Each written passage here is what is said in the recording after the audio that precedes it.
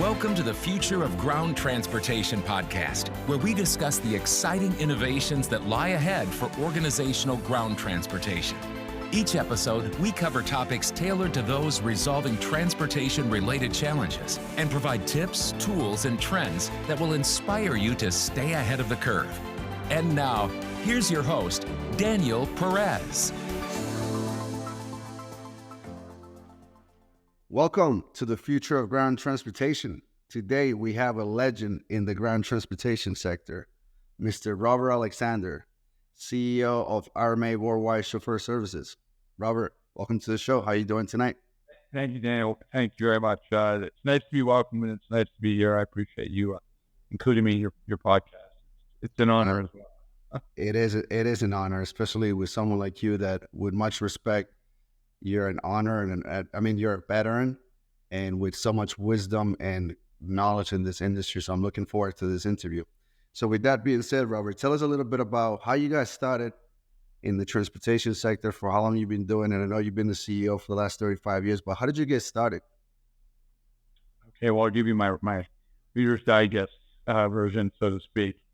Before I grew up in Bethesda, Maryland, and before my senior year of college, a lady in my neighborhood asked me to take her and her dog to the vet. I said, sure. She asked me to run some errands for her. I said, sure. It was a great way to make a few extra dollars. She told the other neighbors about it. So they'd call and I'd run their errands and to graduate. So I did that for the summer, end of the summer. And then to graduate, I had to write a senior thesis. I went to a small liberal arts school called Washington College in Chestertown, Maryland. And I wrote a paper on how America had changed from an industrial to a service economy. And it was basically a business plan for a company called Errands, E-R-R-A-N-D-S, Errands Plus Inc. And so I developed the plan, and I got it was in May of 88, I graduated from college, and I got a new car from graduation, and it was a 1988 stop. So I said, I'm going to give this business a try. I started in my parents' basement at Bethesda, and I was running the errands and driving senior citizens around, and it literally should have been called anything for a buck, because that's what I was doing. Anything, I had no idea what I was doing, and learning every day as I went. And then one day I put a flyer into the right car, and this guy to be co-chairman of a national commercial real estate company. And he said, will you take me to the train station? And I said, sure. And he said, next day, come back and take me to the airport. And he said, we put a phone in the car. And that was a big deal back then. I was driving this black Saab, manual transmission, for crying out loud. And he started telling friends about me in his office, and I learned very quickly the corporate sector had, money to spend, where with the senior citizens I was running into kind of post-depression age thinking where, save their money. And I think I was charging $12 an hour for senior citizens. $12 an hour. At 50. Robert, real quick, sorry. How old were you back then when you first started? I graduated, I was 22. I graduated in 88, and so thereabouts. Born in 65. So I was just getting going, and I was very fortunate. I'm the youngest of 5 kids, and my parents were very, very supportive. And that I lived at home. The refrigerator was always full, and so I could really dive headfirst into it. And if it worked out, great. If it didn't, then I could go and say I did the books marketing. Please, give me a job. And my family is supportive, and I have some people in my family that have been successful. So I was able to call and get good advice, Whenever people tell me, the things you've done, I can, I say, well, I've been a long list of things not to do, because, along the way, you bump your head plenty, right? So, yeah. So you learn by trial and error. And it's just been a great ride since then. No pun intended, right? Yeah, I love it. So, for context too, I started my business right from my basement as well as in my family's living room. So I totally appreciate how RMA got started and seeing where it is right now. So at a high level, for all the listeners, we have transit authorities, we have transportation companies that are part of the audience, and truck operators as well. Give us a high level where RMA is now, how many buses you operate, how many vehicles, how many states do you operate, and so forth. Well, we have offices now in Boston, New York, New Jersey, Philly, a slight one, Rockville, Prince George's County, Richmond, Houston, and Austin, and then we have a global network. We have company-owned fleets, and those are all the states we have company-owned fleets, and then the rest we have partnerships with global network, which I know you're familiar with, and others hopefully who are in this space are familiar with, and that's kind of one of the biggest, fastest growing parts of our business. And then we've got a whole motor coach division, where I was fortunate. I bought a motor coach company and a company from a private equity company, all within about 3 weeks of the pandemic. Motor coach company was first, and then I bought a large company 2 weeks before the pandemic. It was brilliant. 2 weeks before the pandemic. So we're gonna dive right into the stories. So how many vehicles in total currently? Do we have currently? I don't even know. I try not to know. I think about revenue. I think about two things: revenue, expense, and profitability. Vehicles are a necessary evil, but where I don't even. I think they'll probably have 500 or something like that right now, give or take. Between motor coaches and minis and sedans and SUVs, and then we've got like 100 partners in New York we use. So we've got. When I took over the company in New Jersey, I think they had 600 vehicles alone, and at the time we had done an acquisition in DC, and we were at about 300 vehicles. So I think we were close to like 1,000. And then I'm kind of jumping ahead here, but the pandemic came in, and we couldn't get rid of assets quick enough because it was a real burden, which anybody who went through the pandemic certainly knows. Yeah, a lot. And now we're fortunate it's coming back with a vengeance and managing it and now we can buy more vehicles because they're now available once again. Yeah. So you get back on top. So I know I jumped around a little bit here. No, that's fine. So Robert, is it fair to say that with the acquisition of Addison Lee, are you guys one of the top 10 largest companies in the U.S. in the ground transportation sector, or one of the top 5? I think we're lower than that. I think if you go by revenue, I think we're a little. I think I don't. Again, I wouldn't. I don't feel the need to beat my chest. I feel the need to be the best at what we do. Is what we can provide the best experience for our chauffeurs and for the people on Port Chapter to work with. I think if you argue revenue or whatever, we're the top 3 for sure. Top 3, without a doubt. I mean, we've got we're fortunate. We've got good competitors that make us come to work every day and try and do it better than we did that better than the day before is what it is. I think. And as a token of appreciation and probably inspiration for all the listeners, are you open to share the top sales revenues just so everybody could get a context of how much you're doing in sales revenues? This year will be around 100 million. This, yeah. Awesome. There you go. I mean, give or take. Again, I mean, I don't think I need to go to exacts because I don't think it's important, and I use that contextual for correct. So Robert, at a high level, we were not there 2 years ago. So at a high level, with all the turbulence that the industry have experienced in the last 2 or 3 years, primarily with the pandemic, what were your biggest takeaways from the pandemic, especially in the middle of the storm, and then after the storm? How does it look now? And especially, you mentioned you acquired this company right 2-3 weeks before the pandemic. What were the biggest lessons, right? Because they say that smart people learn from their mistakes, but wise people learn from other people's mistakes. So I would love to, and other people's experiences. So I would love to learn, what was your biggest takeaways from those experiences? There were so many, so many. I mean, I think, the biggest takeaway was, was to be lean now and be cautious as to what you do and how you do it, and make sure that everything you touch aligns with what you're trying to achieve. But my biggest takeaway now from it all, and I don't think there's ever a substitute for it, and that's intellectual talent. I think whoever has the best intellectual talent wins. I think it was Jack Welch who said, we don't want to hire a bunch of smart people so we can tell them what to do. We want to hire a bunch of smart people so they can tell us what to do. And so the point is that, I'm very fortunate. I'm surrounded by a lot of great people, and we're always looking to expand our talent and to improve our talent. So you still got me real on the sales, because I know they're north of what I said, but I don't think that's germane to the conversation what we do, because because it doesn't matter if you have a 5-car company and you're watching this, or you have a 600. If you're working hard and making a difference to the people you work with and to your clients and building something you're proud of, I think that's more important. And for me, scale is it keeps me interested. Otherwise, I kind of get bored and I get antsy, and then we do acquisitions or we grow.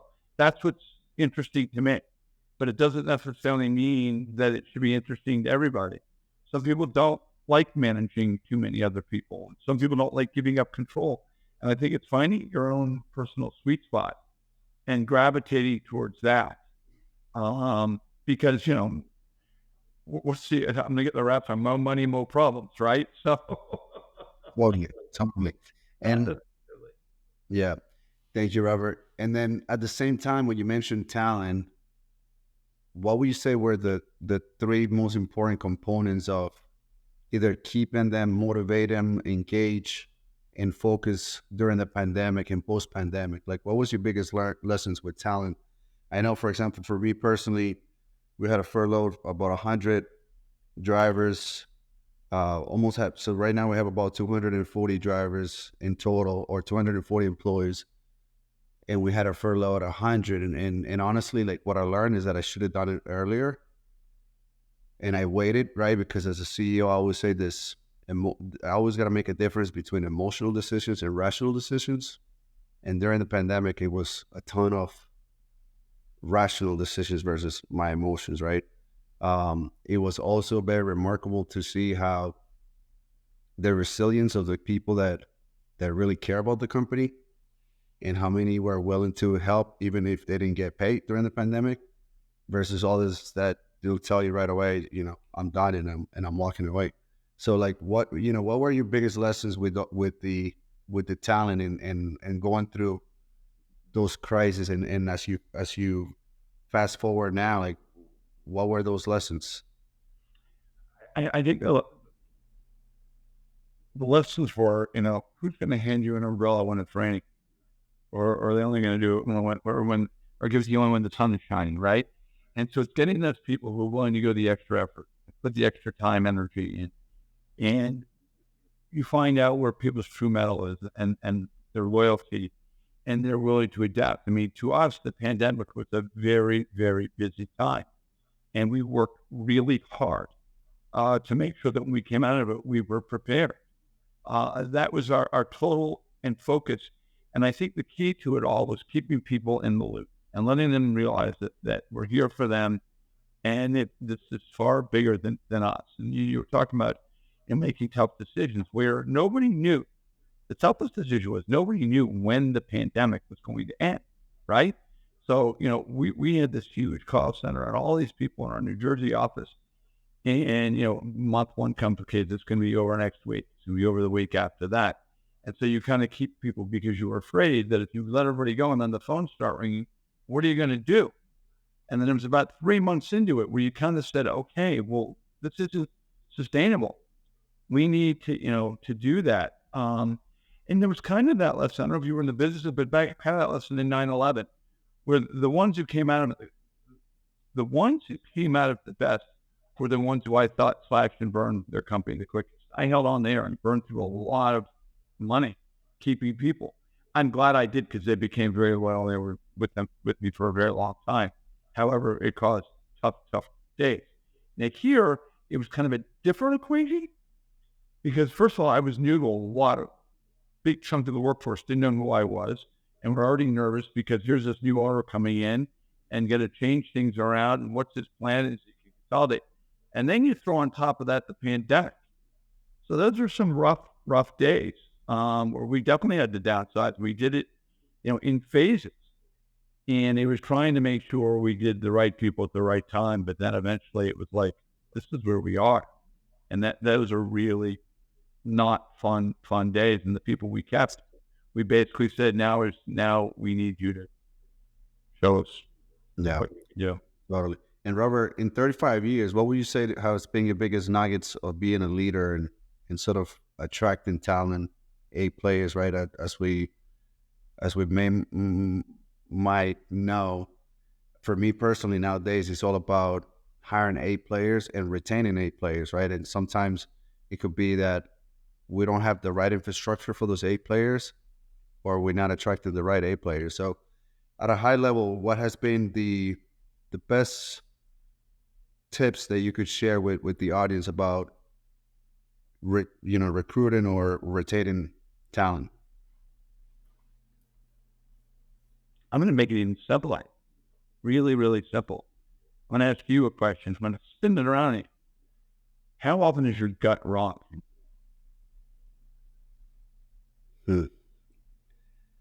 I would say that the older I get, the wiser I get.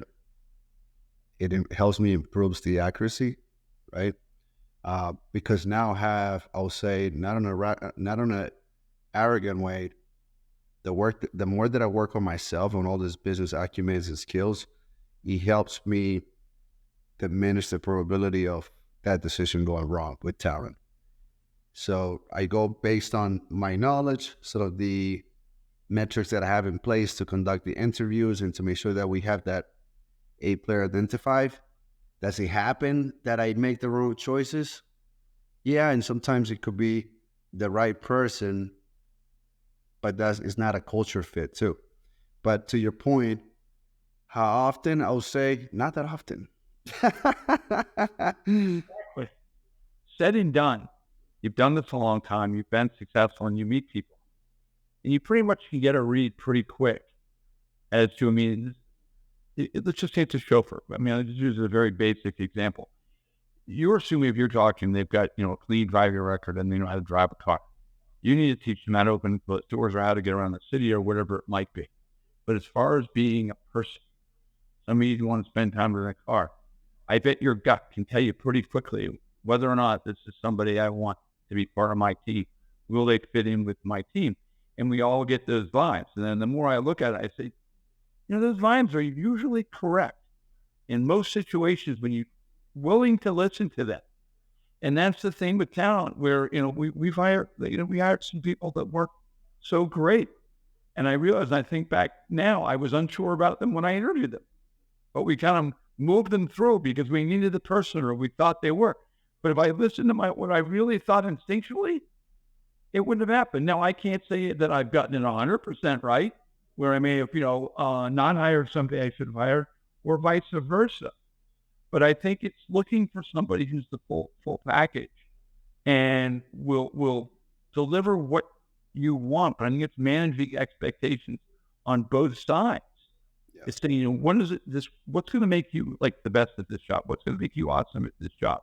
And then hearing that answer and saying, does this intrinsically line up with what I'm already thinking and trying to do?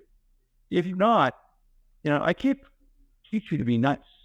Yep. I can't teach you to have a sense of urgency. These are things we can say we want you to be, but I think they're kind of there or not. I went to the gut, and I think that we all have our own tells. Yeah, what I'm saying is not very scientific by any stretch of imagination, but I find it's usually pretty good. And when I ask people that question, I tend to get it's usually right. And you know what, Robert? Thank you for saying that, because I always say that the simple things in life are the ones that we don't do. So it's just simple. Like, everybody knows that you got to sleep well, you got to eat well, got to rest, but we don't, a lot of times we create obstacles in there. Switching a little bit of the conversation, Robert, what are the biggest challenges that you're currently experiencing? Managing growth, managing people, managing growth, doing it wisely. And that should always be a challenge. How do you manage, there's so many facets that if you think about the industry we've chosen, I don't know that there are any more strikes one can get to make a business more unattractive. I mean, if you think about it, we're open 24 hours a day, 7 days a week, labor intensive and asset intensive. So tell me what we're missing. And low profit margins. So it's just a beautiful business. So if you got to manage all those things, and then you have good people. And I think the key is making sure your people understand and are very clear as to what the expectations are, but not of you, but of the company on the whole and our clients on the whole. And once they do that, then they can have people report to them do that. And it's constantly reminding them what our most important thing is. I don't really personally, just the way I'm wired, people say we have rules and regulations and policies and all that. Okay, great. But do they work for the client? Do they work for the people you're driving? Do they work for the people who work for you? Because you can have all these people, you say, well, that's not our policy. Well, yeah, but I'm your client. And this 4-day cancellation policy doesn't work for me. I'm a corporate traveler, and I don't know in an hour's notice. If you want me to use a TNC, I probably will. And I will if you use the 4-day cancellation or 2 days or whatever. And so it's being smart and constantly thinking.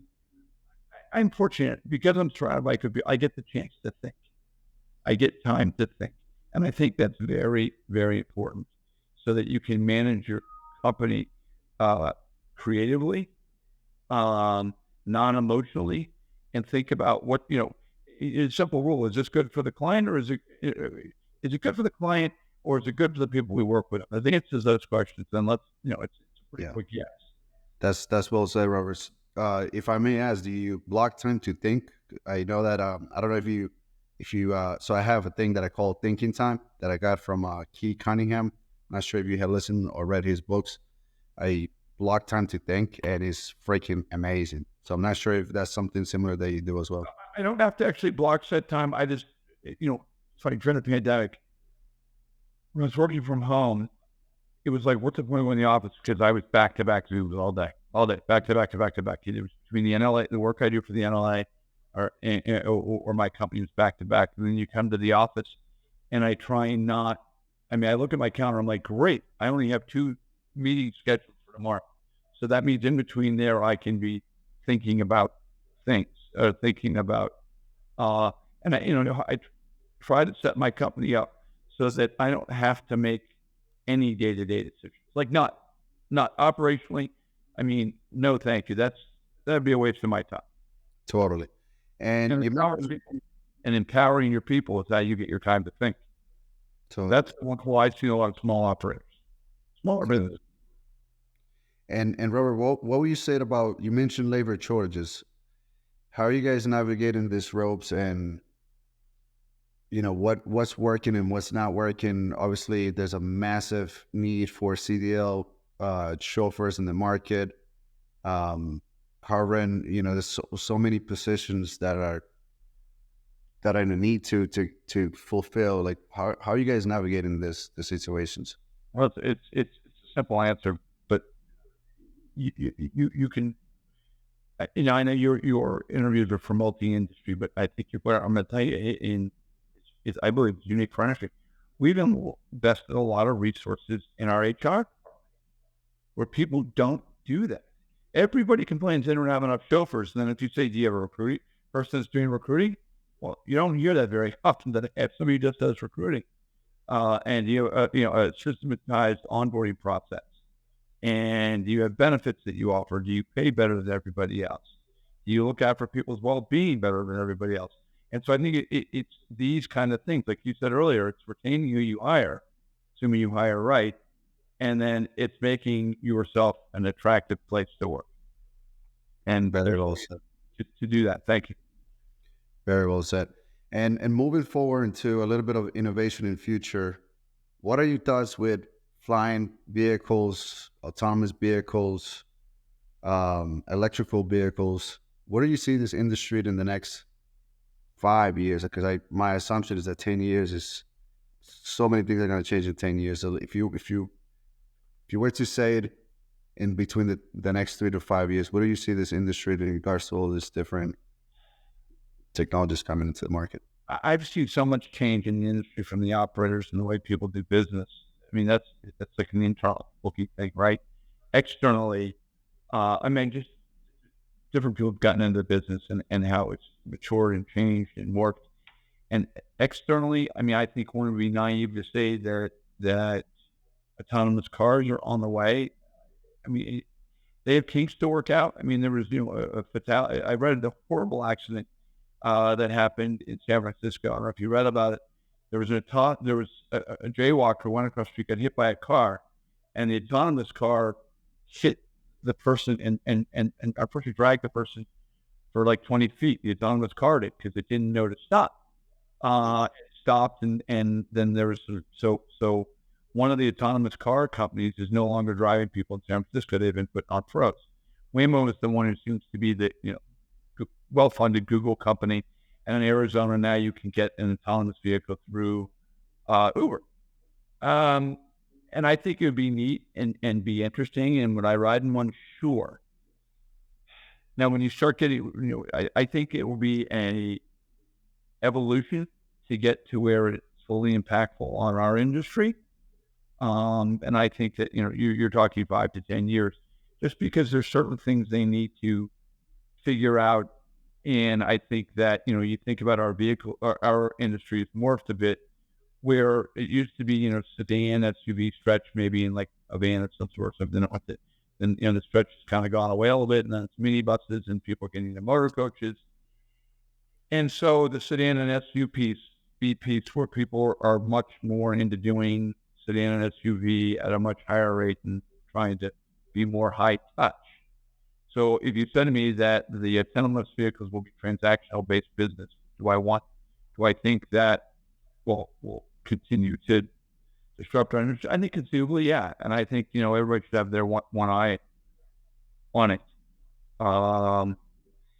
When this happens, I don't know. I mean, I think because there's plenty of cities, major metropolitan cities without too much. In D.C., they've got circles all around the city that you got to be able to navigate, figure out who's going and not going. And I think there will continue to be a battle, not a battle, but challenges between autonomous cars and cars that aren't autonomous, right?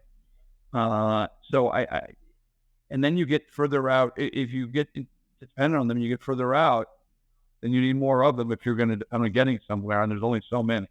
So I think it's a timeline. But I think, I mean, don't you?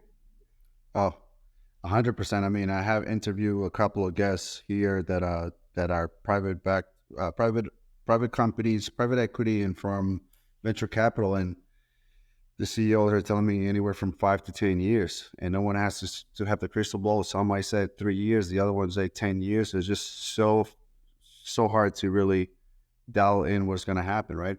And switching a little bit of the subjects, Robert, what's the best business advice you ever gotten? Jump into that one already. Don't forget autonomous vehicles in bad weather don't do well. I love it. Yes. So in snow, they're not. You notice they haven't tested anything in snow. My best. Never mind. And back to that question. My best. I've been very, very fortunate. I've had a lot of people be positive influences on my life. From my parents, my siblings, to just other people. I mean, I tend to be kind of a sponge. I like to connect with people all. I mean, I think, first and foremost, there's no substitute for working hard. There really isn't. If you're willing to put the time, energy, and effort in, then the returns are there. And that's where it's amazing to me. A lot of people who like this industry because they don't have to work necessarily so hard.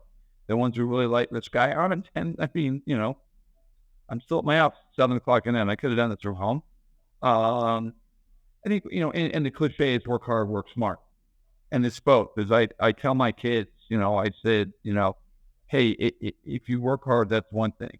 And if you're super smart and you work really hard, well, then you're probably a billionaire. So, Totally.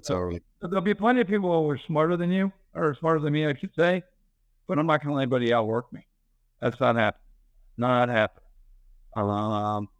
And I think being a good person, I think integrity and being a good person and doing the right thing by people is really important. I mean, real simple stuff. I mean, I can't, you read you're reading business books. There's all this great worldly advice.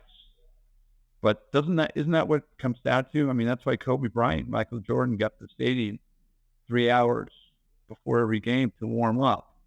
Why Tiger Woods would cheat a record 10 under a round of golf, and you'd find him on the driving range afterward because there was 1 or 2 shots he didn't like. I mean, that's, it's really, you talk about, you're going to ask we talk business books. There's a great book called Outliers. And it's about what it takes to achieve greatness. And there's different factors in that. And one of them is just, what have you done? I had my outliers period. I'm not saying I'm great, but my outliers period when I started my business. And it was the rule of 7. I worked 7 days a week, 12 hours a day for 7 years, basically. And that's what it took for me to achieve a little extra. So you brought a great point, Robert, because also, I mean, a lot of things that I tell people that I mentor is that success is not overnight too, right? For me, it took me 20 years and I'm still working on it. And, the way that I see RMA is 35 years and you guys have just been killing it, but it's also 35 years in the making. It wasn't an overnight success, right? So there's a difference between hard work, time, and being smart too. Yeah, and I think, for me, it's never kind of forgetting who you are or where you came from. And like when we were just at this show in us, I was probably like, one of the first in Orlando. I was probably one of the first people on the show floor, and probably one of the last people off there. See everybody I can, and I want to go into every vehicle. And there's plenty of days where people say, you've done a lot, and you own this, and you have this, and I would be able to look you right in the eye and say, there's plenty of days it's like I've done nothing, I've achieved nothing. I feel there's so much more to do. I mean, my job now is to create opportunity. So Robert, what are the best top 3 book recommendations that you like to share with the audience? You and I spoke before the show about, reading books and how important it is to constantly stretching your brain. I think, nobody wants to operate in a vacuum in any capacity, and knowledge is power, right? So the more you have, the more you feel, and it makes you well-rounded and makes you more interesting. I would say I had more time to read more books, but like I talked about earlier about The Outliers is a great book. And if you like something a little more lighter or something like, I like the book Endurance, and it was about Shackelford, who was an explorer who went across and got his boat stuck in the ice in the Antarctic, and was miles and miles from land, and had his crew, and it's a tale of how they survived against all odds. And he made this great trek to save his men, and it was a sign of how he led his men to safety. And it's a true story.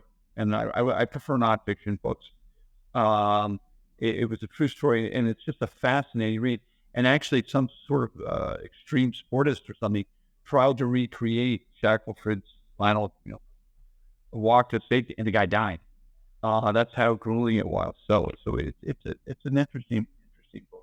There's a zillion great books. There's so many dry, straight business books you can read, and one of them we talked about was Good to Great, which is a classic book.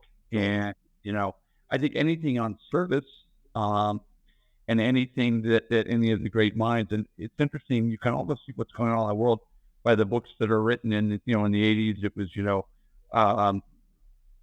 Barbarians of the Gate, and talking about the RJR, takeovers of companies and all, and then kind of the books about the tech era, the Bill Gates books and all those, and those were always very good. And Steve Cates wrote a very good book, which I enjoyed. His book was good, but there's so many. I think find maybe a leader that you identify with in some way, and if you like their product or like their company, then I think Horace Schultz has got a book, the head of Ritz-Carlton, and if you can read it and apply it to what you do on a daily basis, or on and what you do at work, all better. Because I think if we keep doing the same thing over and over again and expecting a different outcome, then we'll be totally. Thank you, Robert. And how can all the listeners stay in touch with you, or where can they follow you? Whether it's on LinkedIn, we will put it on the episode notes. What is the best way to? LinkedIn is good, Facebook is good, or they can email. And it's robert.alexander@rmalimo.com. Perfect. Robert, it's been a pleasure having you in this show. It's an honor, and I look forward to interviewing you next time where you get to 1 billion, hopefully soon. You're very kind. Hopefully, if I keep my sense of urgency, I can do better tomorrow night. But thank you. I really appreciate being included, and I hope that we'll have another discussion sometime soon. Thank you, Robert. Thanks for tuning in to the future of ground transportation. We appreciate you coming along for the ride. If you found value in this episode and want to hear more, please make sure to subscribe to the show.